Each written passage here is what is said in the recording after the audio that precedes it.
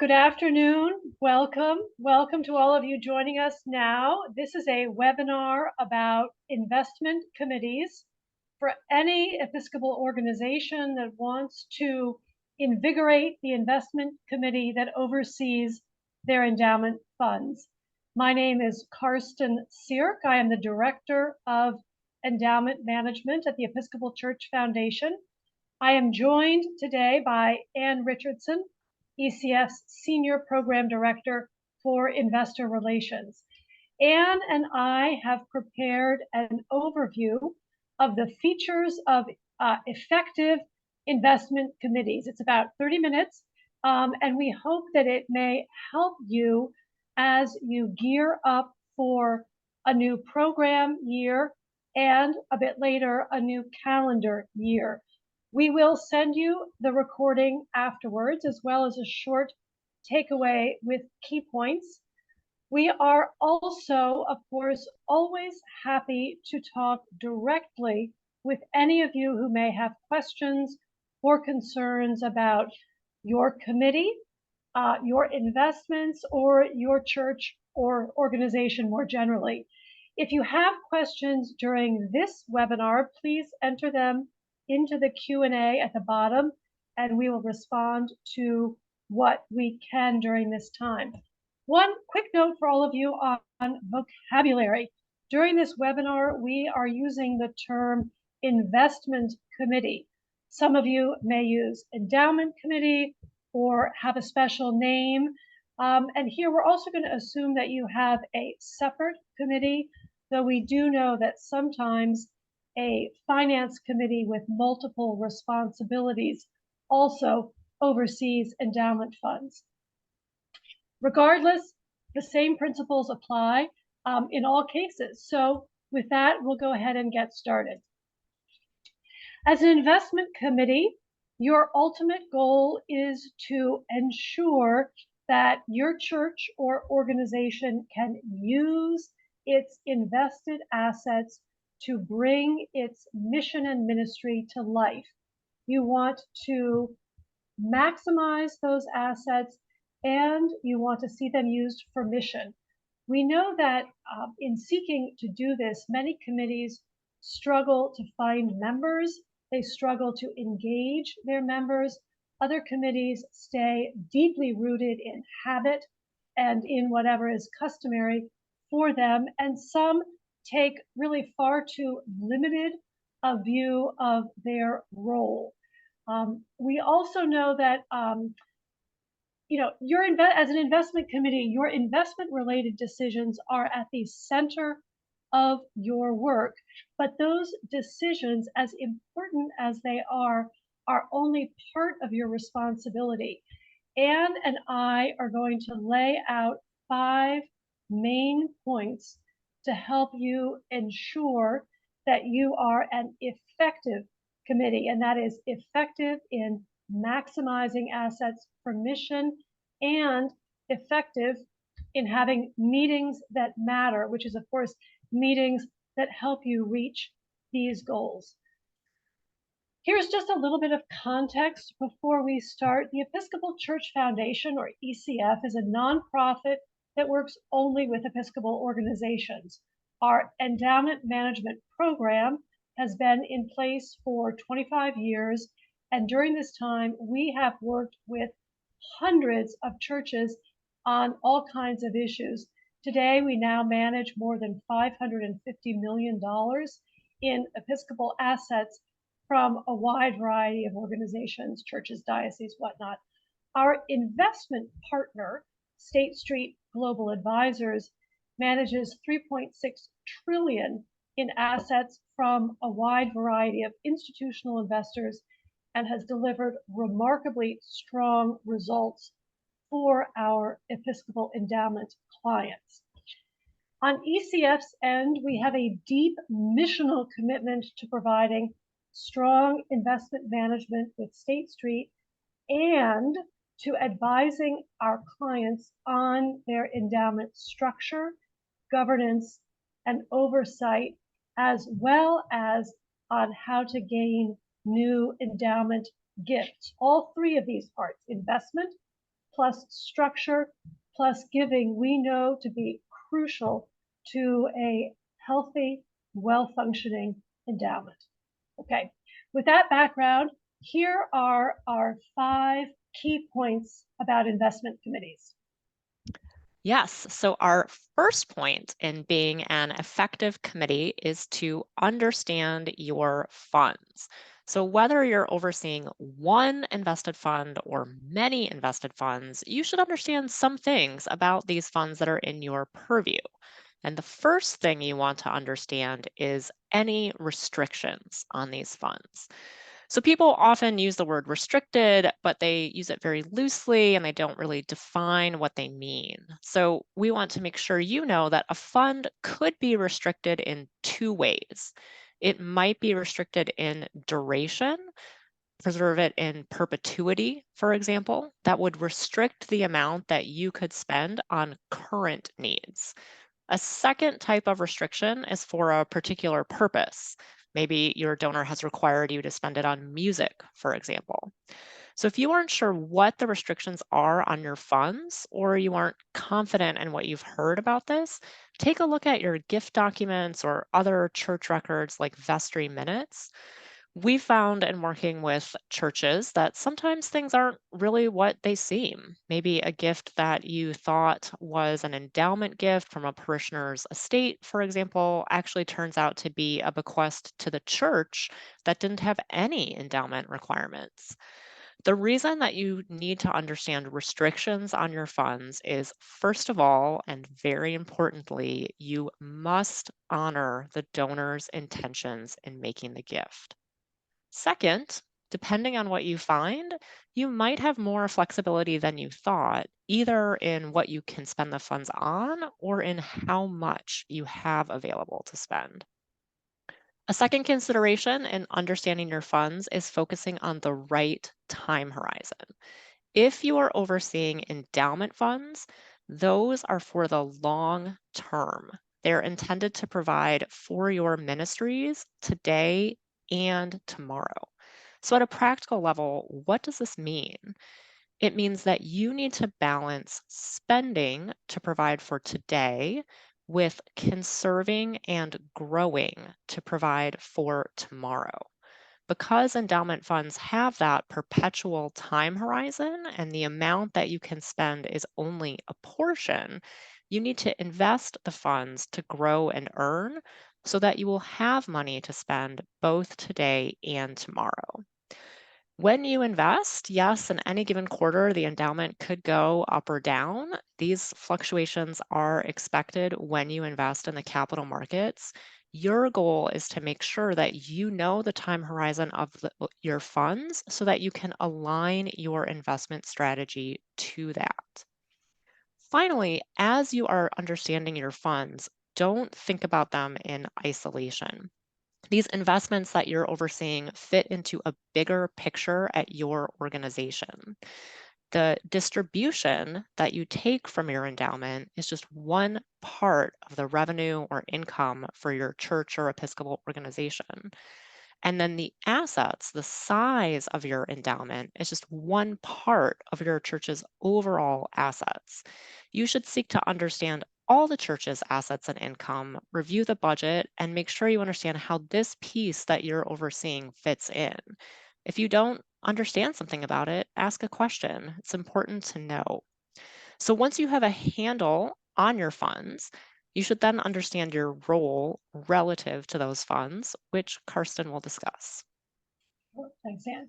So second, understand your core role related to these funds.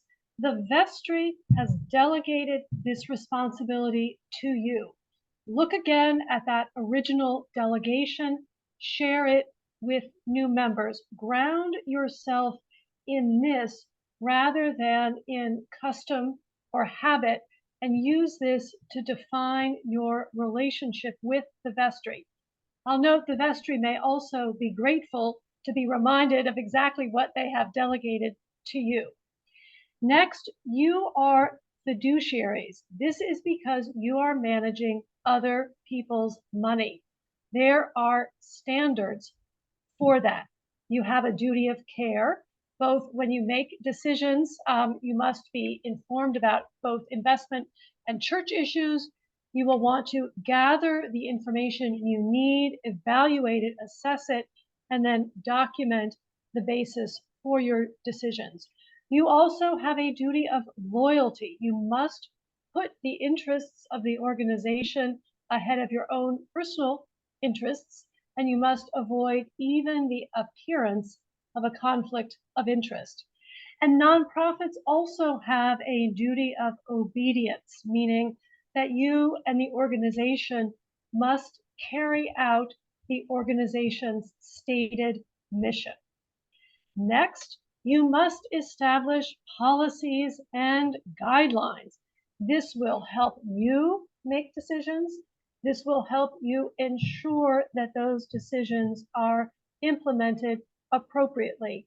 This will also help other church leaders understand what you are doing, and it can help ensure healthy committee turnover. You can bake that into your policies while also guiding future committees to make consistent investment decisions.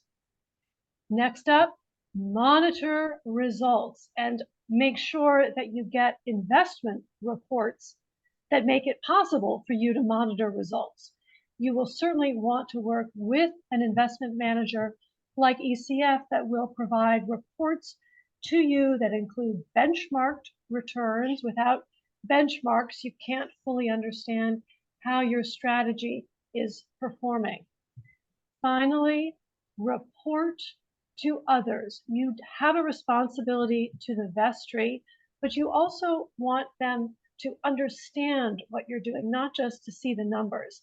Walk them through your investment strategy, help them understand the fluctuations that occur, and regularly report on, as I mentioned, performance relative to a benchmark and over various time periods. Review with the vestry why your approach is effective. You can show your committee oversight.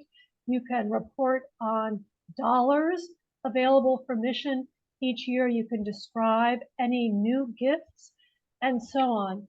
And finally, talk with the vestry about what to expect from the endowment next year and how you go about determining a recommended amount to spend. Determining that prudent spending rate is one of the most critical roles of an investment committee. So these areas represent a committee's core role. The most effective committees also embrace an expanded role, which Anne will talk about next. Yeah, thank you, Karsten. So our third point is to go beyond these core roles that Karsten just went through and embrace an expanded role. So we've already talked a little bit about the importance of communicating with other church leaders. The endowment does not operate in a vacuum, and understanding how it fits into the church's assets is an important part of your role. But more than that, what is your church or organization's vision for the future? What are the key strategic priorities for mission and ministry over the next few years? And how could the endowment support those? Maybe you haven't had a visioning conversation at your church in a while. Think about whether you could get a group together and talk about your big dreams to inspire people and also start to make plans for how to achieve those. No, this is not the committee's core role. But because the investment committee is naturally focused on the long term, you can be co conveners with the vestry of efforts to do future planning to benefit the church. Setting a vision will offer a North Star for the parish. And when people across different leadership parts of your church understand all the key priorities that you have, you will all be better able to support your ministries. A second expanded role for the investment committee is overseeing a sustained endowment giving program. Gaining new gifts for your endowment will enable it to grow much more quickly than simply through investment returns alone. In ECF's experience, we see that new gifts really occur haphazardly or unexpectedly, if at all, when you don't have a plan. The investment committee is the body that is most likely to make sure that a plan exists. You don't necessarily have to be the ones to carry out the plan, although depending on the size of your church and the composition of your committee, you might be. But you should certainly, as a committee, engage in helping to develop an endowment giving plan and partner with others as appropriate to make sure it happens. Who's promoting your endowment today? How's that going for you? Do you need to re-energize efforts here? ECF has resources to help investment committees build a successful endowment giving program within your own specific context. And then finally, while a core role of the committee, as Karsten said, is to report to the vestry and the congregation, an expanded role is to ensure that your reporting isn't just this dry set of numbers on market and endowment performance, but also includes information about the impact of your endowment. A really great role for an investment committee is to gather stories or write a narrative about the endowment. This could be both the assets, so where did your funds come from? Why were parishioners inspired to give? And that distribution that you make. How did you use the funds? What did they make possible? Now, maybe you'll pull this all together and then give it to a communications committee who will figure out the appropriate way to distribute it. Or maybe you'll give this information to your rector so they can use it in a report to the congregation. It's not whether, it's not important that you all necessarily are the ones who present the information, but you should make sure that the information about the impact of the endowment is getting out there. This is how you will help your parish understand why the endowment matters and how you'll inspire current parishioners and members to make gifts. So now that we've outlined the core role and then this expanded role of the committee, the next point is how do you build a committee membership that can deliver on these roles? Sure. So, how do you build this committee? First, a skilled leader. That's not anybody. That takes a special set of characteristics. A skilled leader can make sure that the committee is making informed decisions. That's that duty of care. They can make sure that everyone is participating and heard, and they can make sure that meeting topics are expansive and certainly communicated in advance. This takes both time and focus. Your committee members should be diverse. Often we find that churches feel compelled to put financial people on the investment committee, and certainly while having a couple of members with investment knowledge or an interest in the financial markets can be beneficial, the most important attributes of committee members are that they are committed to your community, they are both curious and responsible, and that they are willing to engage with church leaders and with parishioners about the endowment. Please also make sure that your investment committee includes newer members of the congregation. They bring a new perspective, investment or otherwise, and they show the congregation that there are leadership roles for newcomers. Please also be sure that your committee has turnover. Ideally, that happens because you have term limits in place. We have seen so many committees get stale or run out of steam or allow one person to dominate year after year. We all know from all parts of our lives the vigor that comes when you are new in a role. We hope you make sure that your church gets that as well. Next, look again at your operating guidelines. Are you, as a committee, are you meeting when you are supposed to? Are you conducting business according to policy? Are you voting appropriately? Are you making recommendations appropriately. And then finally, set attendance expectations. I'm still always surprised to meet with churches that confess, sometimes a little bit sheepishly, that the committee has stopped meeting regularly.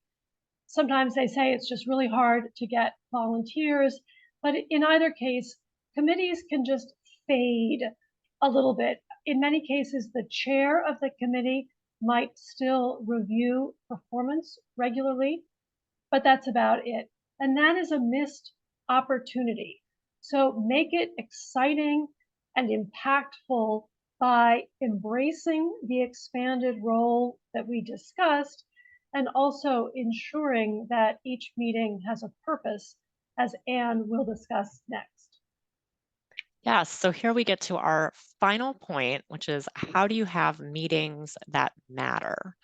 It's really following basic, simple tenets of meeting management that will help you improve your meetings. First, set an agenda. Yes, setting an agenda is, of course, critical to the effectiveness of any meeting.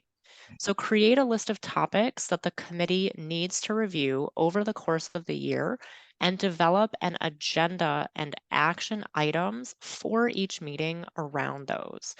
We call this a fiduciary calendar. As Karsten mentioned earlier, you are in a role as a fiduciary, and we have one for our clients to use as a rubric for covering their oversight responsibilities throughout the course of a year. Second, stay attentive to your mission. The endowment exists to enable the mission and ministry of your organization.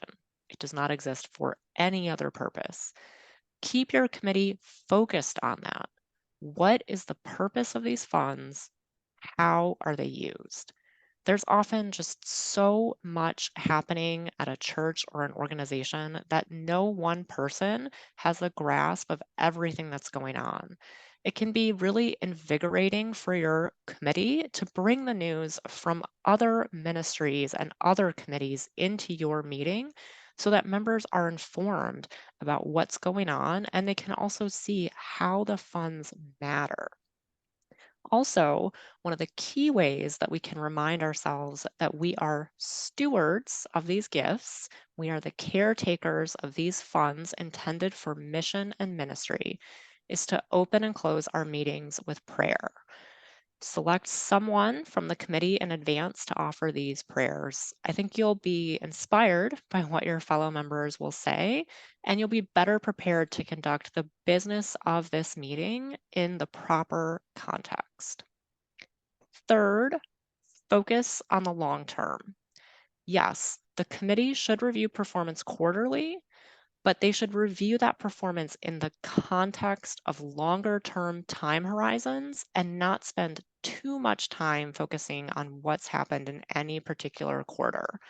Just get down sort of what drove performance for that particular quarter, and then look at how your portfolio is positioned relative to your long term strategy and understand what your investment manager is watching for the periods ahead. In your meetings periodically throughout the year, assess whether that long term investment strategy that you've put in place remains the right one for your funds, the organization, and the market environment. So, on our fourth point, obviously earlier I talked about three areas for an expanded role: the organization's future, endowment giving, and endowment impact. You certainly don't need to cover all of these at every meeting, but think about whether you could have at least one of them on the agenda for each meeting.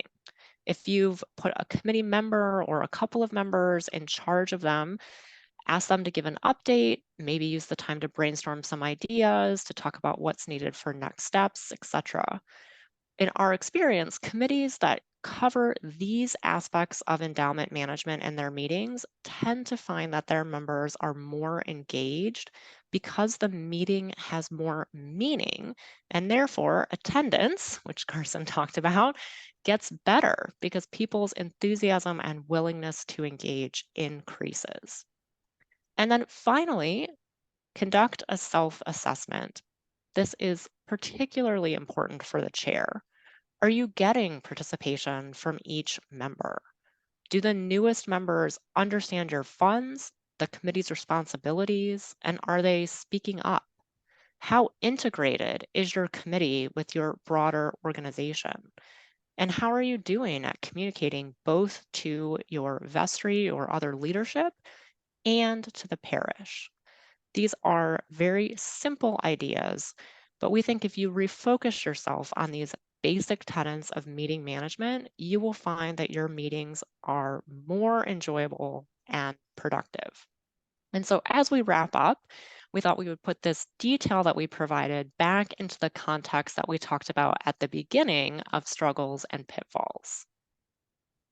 Yeah, so just stepping back, we've talked at the start about specific struggles such as poor attendance, old habits, all kinds of misunderstandings. Here, we just present this a little bit more thematically and identify three main committee pitfalls. You are not integrated with the rest of the organization. You are distracted by irrelevant detail. You slip into poor practices. Any of this can easily happen, and I'll turn it back to you. So perhaps you've seen yourself in some of those pitfalls, and we hope that we've identified 5 ways that your committee can avoid them and be more effective. Of course, as always, we would be delighted to have a specific conversation about your organization, what's going on at your church, at your diocese, at your nonprofit, help you think through them and develop strategies to overcome whatever issues you may be experiencing. You can see our email addresses here on the screen, and please don't hesitate to reach out. We will be sending you an email with a link to the recording of this webinar and an attachment with all of the key takeaways that we've shared so that you have reminders for yourself and also so that you can share this with other leaders at your organization to help make your committee meetings matter. So we've just got a couple of minutes left. We did promise a 30-minute webinar, and this does conclude our formal remarks, but with our maybe 2 minutes remaining, Carson and I will take a look at the Q&A and see what we can answer. Yeah, so Anne, there is one question here, and this is from a church that clearly has different types of investment funds, endowment funds, other investment funds, and some funds managed by other parties for their benefit. The question is, does it make sense to have both an endowment committee and an investment committee? In our case, the investment committee deals with funds that the church controls apart from endowment funds, plus other funds managed by foundations for the benefit of the church.